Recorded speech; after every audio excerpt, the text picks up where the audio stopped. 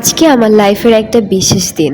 তাই সকালবেলা উঠে ভাবলাম যে আজকে আমি যদি ব্লগ না করি তাহলে সত্যি এই দিনটা হয়তোবা কোনোদিনও ফিরে আসবে না। আর আজকের ওয়েদারটাও অনেক বেশি সুন্দর ছিল বাইরে, হয়তোবা আজকে আমার জীবনের বিশেষ একটা দিন, আবার বলা যায় অনেক কষ্টের দিন, সেই জন্য আর কি হয়তো ওয়েদারটাও অনেক বেশি ঠান্ডা। সকালবেলা উঠে আমি আমার কিছু কাপড় চোপড় ছিল ওইগুলো একদম ক্লিন করে ফেলেছিলাম, দেন চলে গিয়েছিলাম একটু হাঁটাহাঁটি করতে। আমাদের আগের একটা ব্লগে বলেছিলাম যে আমি সামনের মাসে নতুন জবে জয়েন করব।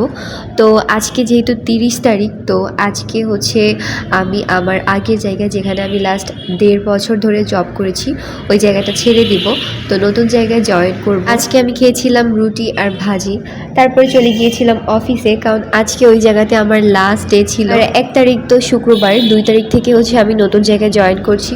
তোমরা সবাই আমার জন্য দোয়া করবে। কেন জানি না আজকে মন খারাপও লাগছে আবার মন ভালোও লাগছে, আমি কিছুই বুঝতেছি না যে আমার আসলে কি হচ্ছে। আজকের সারাটা সকাল আমার এইভাবেই কাটলো।